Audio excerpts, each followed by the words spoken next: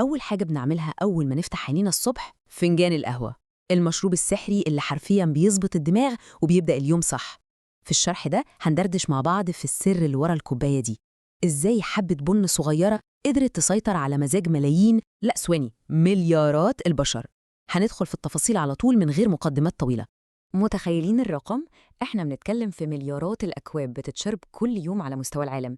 يعني واحنا بنتكلم دلوقتي في ملايين بيصبوا قهوتهم. الموضوع ما بقاش مجرد حاجة بنفوق بيها، ده بقى طقس أساسي واحنا بنشتغل بنذاكر أو حتى واحنا بنرغي مع أصحابنا. الرقم الخيالي ده بيقول لنا إننا قدام ظاهرة، مش مجرد مشروب عادي خالص. طب ليه بقى؟ إيه اللي يخلي كوكب بحاله يتفق على حب المشروب ده؟ هل عشان بس بيدينا طاقة، ولا الموضوع وراه سر تاريخي وحاجة أعمق بكتير من مجرد شوية فوقان؟ بصوا، عشان نفهم الحكاية دي صح محتاجين نرجع لورا شوية ونلف لفة سريعة كده عبر الزمن والجغرافيا. القصة بدأت من قارة أفريقيا، وتحديداً من إثيوبيا، ومن هناك حبة البن أخدت طريقها لليمن، ودي كانت المحطة اللي خلتها تنتشر زي النار في الهشيم في العالم العربي كله. ومن عندنا طلعت على أوروبا لحد ما بقت النهاردة من أكتر السلع اللي بتتباع وتشترى في العالم كله. وطبعاً مع اللفة الطويلة دي ظهرت طرق تحميص وتحضير ملهاش أول من آخر عشان ترضي مزاج كل واحد فينا. بس السر الحقيقي ورا العشق ده ميكس كده بين البيولوجيا وعلم النفس. مبدئياً، القهوة بتدينا حتة يقظة وتركيز سريعة، وبتحسن أدائنا الذهني بشكل مؤقت. ده غير إن ريحتها لوحدها، أظن كلنا عارفين الإحساس ده، بتعمل حالة من السعادة والروقان أول ما نشمها. وضيفوا على ده إنها بقت جزء من طقوسنا العملية والاجتماعية، وطرق تحضيرها المرنة خلت فيه قهوة مخصوصة لكل ذوق. نيجي بقى للسؤال اللي دايما بيعمل جدل: هل القهوة دي مفيدة أصلا لصحتنا؟ الحقيقة مفيش إجابة قاطعة بأيوة أو لأ. الموضوع كله بيعتمد على تفاعل جسمنا إحنا مع الكافيين. زي ما بنقول كده، هي شعرة بسيطة جدا بتفصل بين الفايدة والضرر. تعالوا نوضحها أكتر. الخلاصة هنا في كلمة واحدة: التوازن. يعني لو شربنا القهوة باعتدال هتبقى مفيدة جدا وهتدينا النشاط اللي محتاجينه، لكن لو زودنا العيار وشربناها بإفراط هنا بقى بتبدأ المشاكل الصحية، خصوصا للناس اللي جسمهم حساس للكافيين. يعني الكمية وطريقة الشرب وحتى الوقت اللي بنشرب فيه هم اللي بيحددوا إذا كانت القهوة دي صاحبتنا ولا هتقلب علينا. وقبل ما ندخل في الغلطات اللي كلنا تقريبا بنعملها وإحنا بنشرب القهوة، لو وصلت لحد هنا وعجبك الفيديو ما تنساش تعمل لايك وشير، لأن ده بيشجعنا جدا نكمل ونقدم لكم شروحات أكتر تجاوب على أسئلتكم وتفيدكم في يومكم. طيب إيه هي بقى الأخطاء الشائعة اللي محتاجين ناخد بالنا منها؟ أولاً، فكرة إن كل ما أشرب قهوة أكتر هفوق أكتر، ده فخ وممكن يجيب نتيجة عكسية تماماً. ثانياً، شرب القهوة قبل النوم على طول، ده حرفياً تدمير لجودة النوم.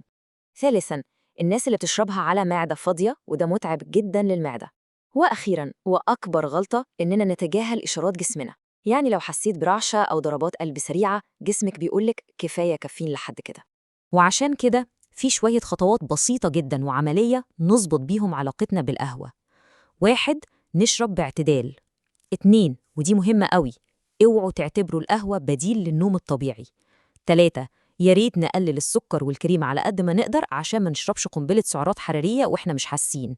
وأهم حاجة، دايما نراقب استجابة جسمنا للكافيين، جسمنا هو أحسن ترموميتر لينا.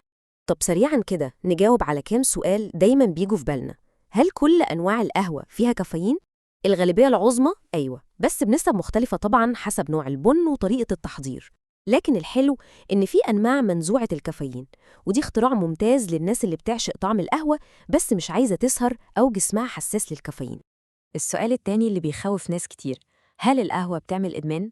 علمياً الاستمرار عليها بيعمل حالة من الاعتماد الخفيف، عشان كده لو وقفتها فجأة ممكن تحس بصداع خفيف أو إرهاق. يعني هو مش إدمان بالمعنى المرعب للكلمة، هو مجرد تعود بيولوجي بسيط الجسم بيطلبه. والسؤال الثالث: هل القهوة دي تنفع لأي حد؟ الإجابة ببساطة لأ. في فئات محتاجة تقلل منها أو تسأل دكتورها الأول، زي الحوامل أو الناس اللي عندها اضطرابات معينة أو اللي عندهم حساسية شديدة للكافيين. في الحالات دي استشارة الدكتور بتكون هي الخطوة الأذكى والأأمن دايماً. خلاصة القول في موضوعنا النهاردة: القهوة مش مجرد مشروب حلو بنستمتع بيه، دي مادة فعالة بتأثر بشكل مباشر على دماغنا وجسمنا. فكرتها كلها في إزاي نستفيد منها ونتجنب أضرارها، وده بيعتمد على الكمية وطريقتنا في شربها. بس القاعدة الأهم على الإطلاق اللي لازم نطلع بيها من هنا: اسمعوا دايماً لجسمكم، هو أكتر حاجة هتفهمكم. في النهاية رسالتنا ليكم: استمتعوا بقهوتكم بس بذكاء، خلوها حاجة إيجابية تبدأوا بيها يومكم مش عبء على صحتكم. يا ترى بقى فنجان القهوة الجاي هيكون مجرد روتين ولا هتبدأوا تركزوا مع لغة جسمكم وتعيشوا تجربة مختلفة؟ ما تنسوش تشتركوا في القناة وتفعلوا الجرس عشان يوصلكم كل جديد، وطبعا الإعجاب لو الشرح أضاف لكم حاجة جديدة. الشرح ده كان برعاية ألرجينا دوت شوب. شكرا ليكم ونشوفكم في موضوع استكشافي جديد.